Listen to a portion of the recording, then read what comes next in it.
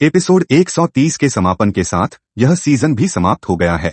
हालांकि हांग और नाबिनी के बीच की लड़ाई अभी भी अनसुलझी है। स्वॉलोव्ड स्टार के कई प्रशंसक इस बात को लेकर चिंतित हो सकते हैं कि कहानी के इस महत्वपूर्ण मोड़ पर टेंसेंट अपडेट को रोक देगा। निश्चिंत रहें, आधिकारिक वीबो घोषणाओं और टेंसेंट वीडियो के कुल एपिसोड अपडेट के अनुसार स्वॉलोव्ड स्टार का प्रसारण जारी रहेगा। नए सीजन में हम लो फेंग की मोशा कबीले की क्लोन भी देखेंगे। लेकिन बात करते हुए क्या आपने ध्यान दिया, टेंसेंट और आधिकारिक वीबो द्वारा जारी पिनेकल जीनियस बैटल के प्रीव्यू में नाबिनी के साथ कई लड़ाई के दृश्य हैं, जहां दो परिचित चेहरे दिखाई देते हैं। वे हैं हांग और लो फेंग। स्पष्ट रूप से प्रोडक्शन टीम ने कहानी में कुछ बदलाव किए हैं। मैं इसे क्यों जोर देता हूं? क्या यह सामान्य नहीं है कि वे मिलते हैं क्योंकि वे सभी प्रतियोगिता में भाग ले रहे हैं? शायद एनिमेशन ने प्रतियोगिता प्रणाली को पर्याप्त रूप से स्पष्ट नहीं किया, जिससे यह गलतफहमी हो गई कि सभी प्रतियोगी एक दूसरे से मिल सकते हैं। कृपया मुझे इस वीडियो के माध्यम से समझाने दें। पिनेकल जीनियस बैटल एक वर्चुअल यूनिवर्स में आयोजित होता है। पहली राउंड प्रतियोगिताएं यूनिवर्स कंट्री एलिमिनेशन स्टेज और यूनिवर्स कंट्री एरिना स्टेज प्रत्येक संबंधित यूनिवर्स कंट्री में आयोजित होती हैं। एनिमेशन में उल्लिखित 8.2 बिलियन प्रतियोगी केवल 1008 यूनिवर्स कंट्री में से एक गणवु यूनिवर्स कंट्री के हैं। इन 8.2 बिलियन प्रतियोगियों को 100 विभिन्न वर्चुअल दुनिया में विभाजित किया गया है। प्रत्येक दुनिया में 80 मिलियन से अधिक लोग हैं। ये 100 वर्चुअल दुनिया इस प्रतियोगिता के लिए वर्चुअल यूनिवर्स कंपनी द्वारा बनाए गए वर्चुअल स्पेस हैं। आप इन स्पेस को 100 अलग अलग ग्रहों के रूप में सोच सकते हैं, जिनमें से प्रत्येक एक शक्तिशाली बाधा से घिरा हुआ है, जिसका मतलब है कि अंदर के लोग बाहर नहीं जा सकते और बाहर के लोग अंदर नहीं आ सकते। इसका मतलब यह है कि एक बार प्रतियोगियों को एक दुनिया में स्थानांतरित करने के बाद वे केवल अपनी संबंधित दुनिया के भीतर प्रतिस्पर्धा कर सकते हैं, एक दूसरे को मारकर 30 दिनों के भीतर शीर्ष 1001 में से एक बनने के लिए। यहाँ तक कि अगर एक प्रतियोगी सभी अन्य प्रतियोगियों को मारने के लिए पर्याप्त मजबूत है, तब भी वह एक अन्य दुनिया में जाकर मारने को जारी नहीं रख सकता। मुझे इस बात का इतना यकीन क्यों है कि प्रतियोगी अपनी क्षमताओं से एक वर्चुअल दुनिया से दूसरी में नहीं जा सकते? याद नहीं है कि मैंने पहले साझा किया था कि वर्चुअल यूनिवर्स एक इंसान द्वारा ट्रू गॉड स्तर की शक्ति के साथ बनाई गई एक गुप्त तकनीक है। इसका मतलब यह है कि नियमों को तोड़ने के लिए एक प्रतियोगी की आत्मा की स्थिति और मूल कानून की समझ इतनी अधिक होनी चाहिए कि वह वर्चुअल यूनिवर्स में सब कुछ विकृत या बदल सके, जिसका मतलब है कि उसे कम से come true God of void space स्तर की शक्ति होनी चाहिए। ऐसा कैसे संभव है? स्क्रीन से हम देख सकते हैं कि लो फेंग और हांग को क्रमशः पहली दुनिया और 72वीं दुनिया में स्थानांतरित किया गया था। यह समझाता है कि लो फेंग और हांग प्रतियोगिता में नहीं मिल सकते। हालांकि एपिसोड 130 में हम देखते हैं कि हांग और नाबिनी न केवल मिलते हैं बल्कि लड़ते भी हैं। स्पष्ट रूप से नाबिनी को उसी दुनिया में स्थानांतरित किया गया था जहां हांग 72वीं दुनिया, जिसका मतलब है कि वह पहली दुनिया में नहीं हो सकता। फिर भी प्रीव्यू में हम स्पष्ट रूप से देखते हैं कि नाबिनी की लो फेंग के साथ एक लड़ाई है। क्या मैंने इसे गलत देखा? कितनी भी बार मैं इसे देखता हूँ, मुझे विश्वास है कि वे एक ही पात्र हैं।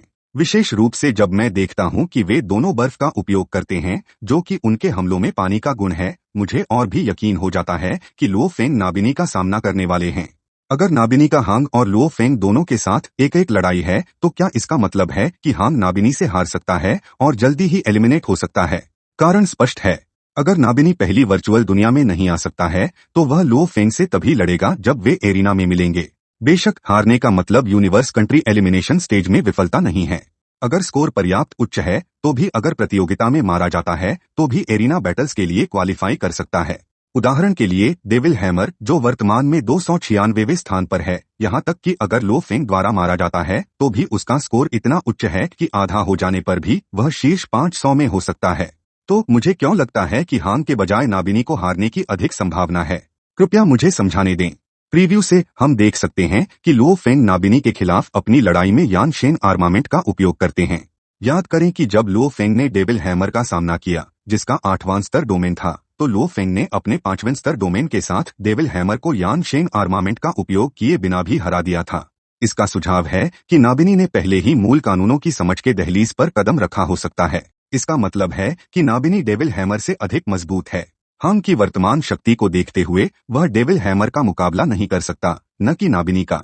एक और कारण जिसके कारण मुझे संदेह है कि Hong universe country elimination stage को पार नहीं करेगा, वह है प्रतियोगिता प्रसारण। आपको शायद नहीं पता होगा, लेकिन उपन्यास में यूनिवर्स कंट्री एलिमिनेशन स्टेज के लिए कोई प्रसारण नहीं था। आगामी प्रतियोगिता यानी एरिना मेली के दौरान लाइट डोमेन के उपयोग के साथ हांग का उत्कृष्ट प्रदर्शन देखा गया था। हालांकि जब लुओ 3X माउंटेन के संस्थापक प्रकट हुए, मैंने यह अनुमान लगाया कि प्रोडक्शन टीम ने प्रसारण को पहले ही सेट किया ताकि हांग के प्रारंभिक एलिमिनेशन का पूर्वाभास हो सके। आखिरकार लुओ फेंग, हांग और ली शेन 3X माउंटेन के सदस्य हैं, इसलिए जियांग तियानचेन के लिए हांग की सिफारिश करना जो लाइट एलिमेंट्स का उपयोग करता है, लुओ को करना उचित है। इस तरह भले ही हांग पहले ही एलिमिनेट हो जाए, उसका प्रदर्शन पहले ही लुओ द्वारा देखा जा चुका होगा। हांग अभी भी लुओ का छात्र बनने के लिए उसकी कृपा प्राप्त कर सकता है। यह लुओ फेंग के लिए एक प्रतिद्वंद्वी भी जोड़ देगा और यह सुनिश्चित करेगा कि जब पृथ्वी के स्वामित्व को फिर से चुनौती दी जाए तो हांग अभी भी महत्वपूर्ण भूमिका निभा सके। हालांकि एपिसोड 130 से हम देख सकते हैं कि हांग और नाबिनी के बीच की लड़ाई तीव्र है, बिना यह दिखाए कि नाबिनी के पास अत्यधिक शक्ति है। इसलिए यह निश्चित नहीं है कि नाबिनी एक विशेषज्ञ है जिसने मूल कानूनों की समझ के दहलीज पर कदम रखा है। जहां तक प्रीव्यू में लुओ फेंग द्वारा नाबिनी के हमलों का सामना करने के लिए यान शेन आर्मामेंट का उपयोग किया जाता है, यह संभवतः एरिना मेली के दौरान है। यूनिवर्स कंट्री एलिमिनेशन स्टेज को पार करने वाले दर्जनों विरोधियों का सामना करते हुए लुओ फेंग के लिए यान शेन आर्मामेंट का उपयोग करना उचित है।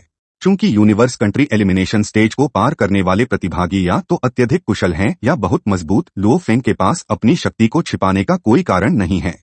इसलिए इस संभावना के तहत कि नाबिनी मूल कानूनों का मास्टर नहीं है, हांग के पास यूनिवर्स कंट्री एलिमिनेशन स्टेज को पार करने का मौका अभी भी है। जैसे कि अगर मैच बिना किसी स्पष्ट विजेता के समाप्त हो, अंततः हांग जीत सकता है या नहीं, यह इस पर निर्भर करता है कि प्रोडक्शन टीम कितना रहम दिखाती है। आपको शायद नहीं पता होगा, लेकिन उपन्यास में हांग ने यूनिवर्स कंट्री एलिमिनेशन स्टेज को 982वें स्थान पर पार किया था। अगर प्रोडक्शन टीम इस रैंक को बनाए रखना चाहती है तो हांग की वर्तमान रैंकिंग को देखते हुए उसे समान अंक वाले एक प्रतिभागी को एलिमिनेट करना होगा। इस व्यक्ति के नाबिनी होने की संभावना बहुत कम है। इसका कारण यह है कि नाबिनी के अंकों को आधा करने के बाद भी यूनिवर्स कंट्री एलिमिनेशन स्टेज को पार करने के लिए पर्याप्त अंकों को सुनिश्चित करने के लिए नाबिनी के वर्तमान अंक बहुत उच्च होने चाहिए, संभवतः शीर्ष 600 में। अगर ऐसा है तो क्या आपको लगता है कि हांग की नाबिनी को हराने की संभावनाएं अधिक हैं? ईमानदारी से मुझे अब भी उम्मीद है कि मेरे पिछले वीडियो की भविष्यवाणी सही है। आखिरकार हांग का इस नए सीजन में बहुत कम स्क्रीन टाइम रहा है, इसलिए एक प्रारंभिक एलिमिनेशन को मजबूर करना बहुत ज्यादा लगता है ना? मैं वास्तव में उम्मीद करता हूं कि ये दोनों सिर्फ बहुत समान दिखते हैं, लेकिन वास्तव में अलग अलग पात्र हैं। चाहे कुछ भी हो, मैं अभी भी उम्मीद करता हूं कि हांग जीत जाए। आप किसे जीतते देखना चाहते हैं, हांग या नाबिनी? अपने विचार टिप्पणियों में छोड़ने के लिए स्वतंत्र महसूस करें। हांग और नाबिनी के बीच की लड़ाई के अलावा एपिसोड 131 में एक और मुख्य आकर्षण भी है, विंडमिल और लुओ फेंग के बीच की द्वंद्व युद्ध। विंडमिल के लिए, जिसने मूल कानूनों की समझ के दहलीज पर भी कदम रखा है, लुओ फेंग जो सोअरिंग शटल के साथ स्वॉर्डफिश फॉर्मेशन का उपयोग कर रहा है, उसके डोमेन और मूल कानून के सुदृढ़ीकरण के बावजूद उसे नुकसान नहीं पहुंचा सकता। आखिरकार सोअरिंग शटल सिर्फ एक तृतीय ग्रेड की आत्मा हथियार है और लुओ फेंग के मूल कानूनों के साथ पूरी तरह से एकीकृत नहीं हो सकता, जो उसकी वास्तविक शक्ति को सीमित करता है। इससे लुओ फेंग को कुछ समय के लिए नुकसान होता है। सौभाग्य से लुओ फेंग के पास यान शेन आर्मामेंट है, जो एक औसत 5वीं ग्रेड की आत्मा हथियार से भी मजबूत है। सबसे महत्वपूर्ण बात, यान शेन आर्मामेंट मूल कानूनों के साथ पूरी तरह से एकीकृत हो सकता है, जिससे हमले की शक्ति अधिकतम हो जाती है। यान शेन आर्मामेंट की मदद से लुओ फेंग विंडमिल को आसानी से हरा देता है। क्या आपने सोचा है कि लुओ फेंग फिर से हाइब्रिड मदर कॉपर के टुकड़े का उपयोग करेगा जब एक इतने मजबूत प्रतिद्वंद्वी का सामना करेगा, जैसे कि उसने एपिसोड 130 में डेविल हैमर के एक हाथ को काटने के लिए इसका उपयोग किया था? आपको शायद पता नहीं होगा कि यह दृश्य उपन्यास में नहीं आया था। वास्तव में प्रतियोगिता में हाइब्रिड मदर कॉपर के टुकड़े मौजूद नहीं होने चाहिए। हाइब्रिड मदर कॉपर F9 स्तर की धातु है, जो प्रतियोगिता में प्रतिभागियों के लिए प्रदान की गई धातु ग्रेड सीमा से अधिक है। इसलिए यह असंभव है कि वर्चुअल यूनिवर्स कंपनी प्रतिभागियों को प्रतियोगिता में इसे लाने की अनुमति देगी। अधिक महत्वपूर्ण बात, हाइब्रिड मदर कॉपर के टुकड़े की बड़ी विनाशकारी शक्ति मुख्य रूप से आत्मा ऊर्जा के मार्गदर्शन में उनकी उच्च गति की उड़ान द्वारा उत्पन्न प्रभाव बल से आती है। इसकी F9 स्तर की मास क्या इसे घातक बनाती है? सबसे महत्वपूर्ण बात, यह चोरी छिपे हमलों के लिए उपयुक्त है, न कि प्रत्यक्ष मुकाबले के लिए। यह मत भूलें, हाइब्रिड मदर कॉपर का टुकड़ा आत्मा हथियार नहीं है। एक प्रतियोगिता में जहां सभी प्रतिभागी नक्षत्र स्तर नोटियर आत्मा ऊर्जा रखते हैं, एक हमले के दौरान 100% नियंत्रण और सटीकता की गारंटी देना असंभव है। दूसरी ओर यान शेन आर्मामेंट अलग है, क्योंकि उन्नत आत्मा हथियारों जैसे यान शेन आर्मामेंट के लिए आत्मा मालिकों को अपनी आत्मा चिन्ह को अंकित करना पड़ता है। इसलिए लड़ाई के दौरान नियंत्रण खोने का कोई जोखिम नहीं है। सबसे महत्वपूर्ण बात, यानशेन आर्मामेंट मूल कानूनों के साथ पूरी तरह से एकीकृत हो सकता है। इसका मतलब यह है कि भले ही हाइब्रिड मदर कॉपर के टुकड़े बड़ी विनाशकारी शक्ति रखते हों, उनकी वास्तविक प्रभावशीलता यानशेन आर्मामेंट की तुलना में अधिक मजबूत नहीं हो सकती है। जहां तक प्रतियोगिता में हाइब्रिड मदर कॉपर के टुकड़े के दिखाई देने का सवाल है, मैंने पहले सोचा था कि प्रोडक्शन टीम ने सिमुलेशन या प्रोडक्शन प्रक्रिया के दौरान गलती की थी, यह भूलते हुए कि प्रतियोगिता वर्चुअल यूनिवर्स में होती है और वास्तविक जीवन में नहीं, और उन्होंने गलती से इसे शामिल कर लिया। आखिरकार गलतियां होती हैं, जैसे कि जब लुओ हेई के कपड़े बदलकर लुओ पिंग के कपड़ों में बदल जाते हैं और फिर एक अन्य दृश्य में वापस बदल जाते हैं। क्या आपने यह भी देखा? हालांकि एपिसोड 130 में हाइब्रिड मदर कॉपर के टुकड़े को स्पष्ट रूप से देखने के बाद मुझे विश्वास है कि प्रोडक्शन टीम ने जानबूझकर इसे जोड़ा है। क्या यह अधिक चर्चा बिंदुओं को बनाने के लिए हो सकता है? आप क्या सोचते हैं? यहाँ तक कि इस वीडियो के लिए बस इतना ही। इस वीडियो को देखने के लिए धन्यवाद। आपको एक अद्भुत दिन की शुभकामनाएं।